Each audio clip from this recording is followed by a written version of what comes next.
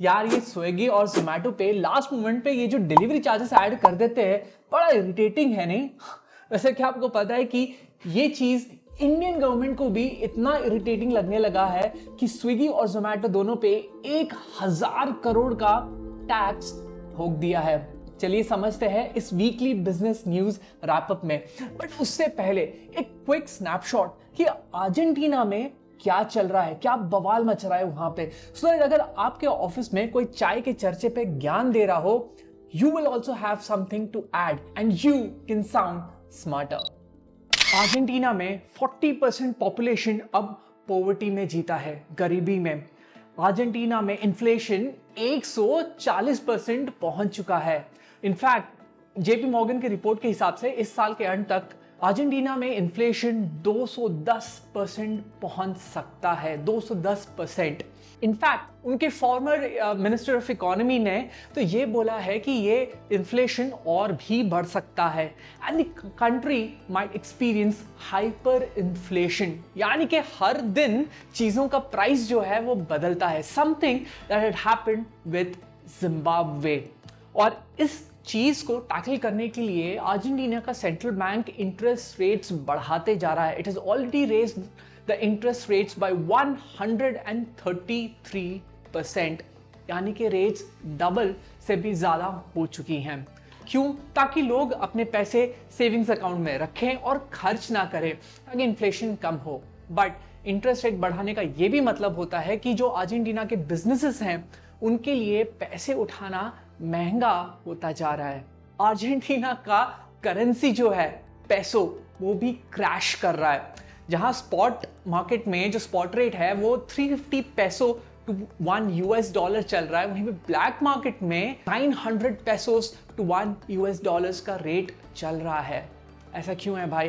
क्योंकि लोगों को उनके करेंसी पे भरोसा ही नहीं रह गया है। भाई इतना इन्फ्लेशन है, आपके पास जो पैसा है भी उसका कल क्या वैल्यू होगा वो किसको पता। अर्जेंटीना का इकोनॉमिक प्रॉब्लम्स यहाँ नहीं खत्म होता है। अर्जेंटीना के पास जो फॉरेन एक्सचेंज रिजर्व्स है वो भी खत्म हो रहा है। इसका मतलब ये है कि अर्जेंटीना गवर्नमेंट के पास जितने भी एक्सटर्नल लोन्स है जो डॉलर करेंसी में या दूसरे करेंसीज में, वो लोन्स भी डिफॉल्ट करने का प्रोबेबिलिटी बढ़ गया है, रिस्क बढ़ गया है। एज एन एग्जाम्पल, सिर्फ आईएमएफ से ही अर्जेंटीना ने $44 बिलियन का लोन अभी आउटस्टैंडिंग है। और आईएमएफ भी अर्जेंटीना को कितना बचाएगा? 22 बार बेल आउट कर चुका है आईएमएफ अर्जेंटीनियन गवर्नमेंट को। एंड अनफॉर्चुनेटली अर्जेंटीना का जीडीपी भी एटलीस्ट लास्ट क्वार्टर में it has slipped into a depression. और एज पर एस्टिमेट्स कंट्री शायद आगे जाके रिसेशन भी एक्सपीरियंस करने जा रहा है। इतनी किस्मत बुरी है कि Argentina has been hit by a drought, जिसकी वजह से जो उनका कैश क्रॉप्स है सोया और कॉर्न, उसका भी प्रोडक्शन अर्जेंटीना में हिट हो चुका है। और ये सब कुछ टैकल करने के लिए उनका जो न्यूली इलेक्टेड प्रेसिडेंट है हावियर मिलेई, उनके पास एक सोल्यूशन है। और वो सोल्यूशन है कि वो अर्जेंटीनिया पेसो को डिच कर देंगे and they will adopt dollars. क्यों? क्योंकि डॉलर्स एक काफी स्टेबल करेंसी है, राइट? एक एक्सटर्नल करेंसी को कोई भी कंट्री का सेंट्रल गवर्नमेंट या सेंट्रल बैंक मन मर्जी प्रिंट नहीं कर सकता, which was what was happening in Argentina. मन मर्जी वो पेसोज प्रिंट कर रहे थे, जिसके वजह से इन्फ्लेशन यहां तक पहुंच गया अर्जेंटीना में। सो बिकॉज ऑफ दैट उनके न्यूली इलेक्टेड प्रेसिडेंट को लगता है कि let's adopt dollars. And by the way this is what Zimbabwe had also done. जब जिम्बाब्वे में हाइपर इन्फ्लेशन था, 200 मिलियन %, पता नहीं कितना इन्फ्लेशन था, वहां पे तो 100 ट्रिलियन जिम्बाब्वेन डॉलर का नोट भी उनको प्रिंट करना पड़ गया था। But they also ditched their local currency and adopted US dollars. And 3 साल के अंदर ही जिम्बाब्वे का इन्फ्लेशन अंडर कंट्रोल आ गया था। सो ये चल रहा है अर्जेंटीना में, नाउ यू नो, राइट? और अब चलते हैं कुछ इंडस्ट्रियल न्यूज की तरफ, बट उससे पहले इफ यू थिंक दैट ऐसे weekly business news wrap up आपके लिए कुछ वैल्यू ऐड करता है, it helps you stay updated and helps in your career, जरूर इस वीडियो को लाइक करिए, चैनल को सब्सक्राइब कर दीजिए so that you stay informed and you stay ahead. तो अब आते हैं स्विगी और जोमेटो के डिलीवरी चार्जेस के ऊपर। So did you know that Swiggy और जोमेटो ये जो डिलीवरी चार्जेस हमसे चार्ज करता है कस्टमर से, उस पे ये कंपनीज टैक्स पे नहीं करते हैं। And Indian government is saying ऐसे कैसे भाई, ये तो गलत है।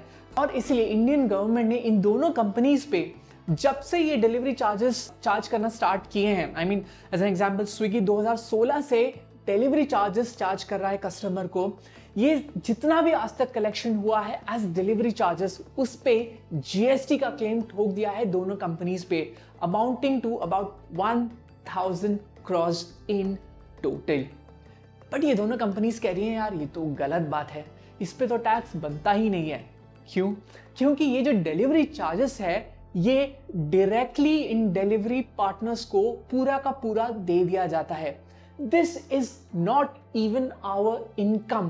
तो ये जो डिलीवरी पार्टनर्स हैं जो अंडर कॉन्ट्रैक्ट्स होते हैं विद दीज कंपनीज, उनको ये पूरा का पूरा डिलीवरी चार्जेस दे दिया जाता है, which becomes there income and not of Swiggy और जोमैटो। इसलिए ये दोनों कंपनीज बोले भाई हम क्यों इस पे टैक्स पे करेंगे। बट गवर्नमेंट का इंटरप्रिटेशन थोड़ा सा अलग है। यहाँ पे गवर्नमेंट कह रहा है कि भैया ये डिलीवरी पार्टनर्स भी जो भी चार्जेस लेते हैं, राइट, सब कुछ स्विगी और जोमैटो के नाम पे ही तो कलेक्ट होता है। अब अलग से ये डिलीवरी पार्टनर्स कस्टमर को अपना खुद का इनवॉइस तो पकड़ाते नहीं है, राइट। ना ही कस्टमर के पास कोई दूसरा ऑप्शन होता है कि नहीं यार आज मुझे इस बंदे से डिलीवरी करवाना है, ये ऑप्शन तो होता नहीं है। Every transaction, every payment, refund related to delivery charges happens in Swiggy's या Zomato के नाम पर, राइट।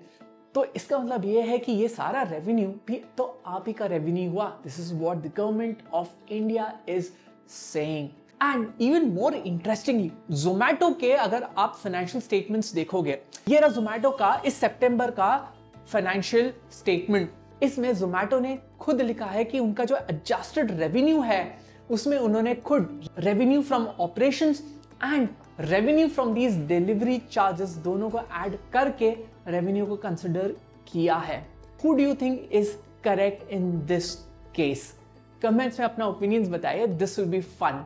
मैं चलता हूं अगले न्यूज पे, जहां अंबानी जी और भारती एयरटेल अपना टेलीकॉम का राइवलरी पहुंचा चुके हैं स्पेस वॉर पे। सो टेलीकॉम इंडस्ट्री में भारती एयरटेल ने, इनफैक्ट भारती एंटरप्राइजेस ने एक बहुत बड़ा स्टेप ले लिया है। In fact it is one big step ahead of not only Mukesh Ambanis Reliance but of Elon Musk Starlink and Amazon's project Cooper. In fact इस स्पेस में तो सुनील मित्तल, भारतीय एंटरप्राइजेस के सुनील मित्तल ने कहा है कि भैया हमारा कंपटीशन तो सीधे सीधे इलॉन मस्क के स्टारलिंक और Amazon से ही है। Basically they are not even considering Ambani जीज रिलायंस एज अ कॉम्पिटिटर। और रिलायंस का स्टेटमेंट आया है कि we never underestimate our competitors and we hope that even they don't. चल के आ रहा है। So basically OneWeb which is led by Sunil Mittal's Bharti Enterprises को इंडिया में ब्रॉडबैंड फ्रॉम सैटेलाइट सर्विसेज का लाइसेंस एंड अप्रूवल मिल गया है। मतलब लाइसेंस भी मिल गया है और इन स्पेस जो इंडियन गवर्नमेंट का स्पेस रिलेटेड कमर्शियल एक्टिविटीज को रेगुलेट करता है उससे भी अप्रूवल्स मिल गया है to start broadband from satellite services in India.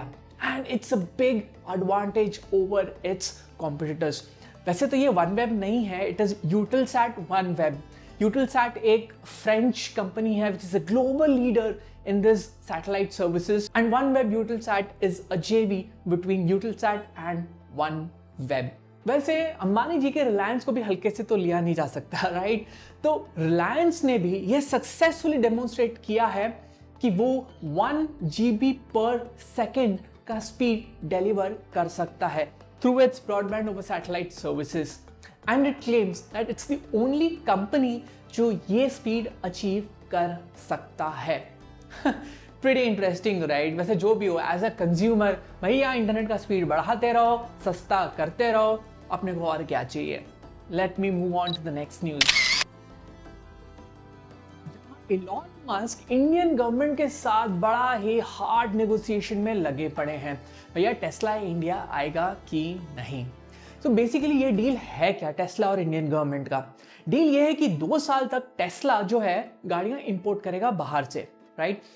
तब तक Tesla has to build a manufacturing facility in India और उसके बाद it has to produce cars from this manufacturing facility in India. Simple, right? वैसे ये जो गाड़ियां इंपोर्ट करेंगे 2 साल के लिए, इस पे टेस्ला को ड्यूटी पे कंसेशन भी मिलेगा अराउंड 15% का, बट इसी पे ही सारा नेगोशिएशंस चल रहा है and Elon Musk is trying to play smart है क्या अब? सो इलॉन मस्क ने इंडियन गवर्नमेंट को बोला है कि भैया ये जो आप ड्यूटी पे कंसेशन दोगे हमको, अगर सिर्फ 12,000 गाड़ियों पे दोगे तो मैं सिर्फ $500 मिलियन ही इन्वेस्ट करूंगा इंडिया में। बट अगर यही कंसेशन मुझे 30,000 गाड़ियों पे दोगे, then Tesla will invest $2 billion in India. Basically Elon Musk पैसे का लालच दिखा रहे हैं and is trying to take advantage of that, but Indian government is also not playing that easy. वो भी एनालाइज कर रहा है कि भैया 2024 में प्रोजेक्टेड 1 लाख ईवी सेल्स है, जिसका 10% इज 10,000 कार्स। अब 10% से ज्यादा किसी एक कंपनी को क्या कंसेशनल ड्यूटी देंगे?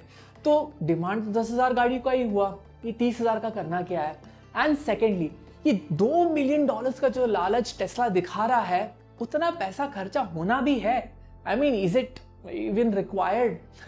Pretty interesting, right? अब टेस्ला आएगा कि नहीं? टेस्ला तो खैर आएगा ही, only this negotiations are going on. Are you looking forward to a Tesla in India? और जाते जाते ऑटो इंडस्ट्री का एक इंटरेस्टिंग न्यूज जो है कि हुआई और Xiaomi भी ईवीज में घुस चुका है। In fact you will be surprised to know कि हुआई ने सितंबर में लॉन्च किया ईवीज चाइना में और अभी तक 80,000 गाड़ियों का ऑर्डर ऑलरेडी मिल चुका है।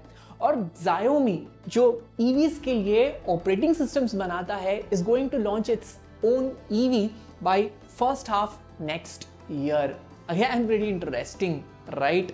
सो अगर कोई वैल्यू ऐड हुआ तो जरूर इस वीडियो को लाइक करिए, चैनल को सब्सक्राइब करिए। और हाँ, अगर आपने मेरे लास्ट वीक का weekly business news wrap up miss किया, जहां पे मैंने बताया कि अश्नीत ग्रोवर और उनकी वाइफ माधुरी जैन का ये भारत पे के साथ चल क्या रहा है भाई, have they really defrauded crores of rupees? Don't miss this video. See you later.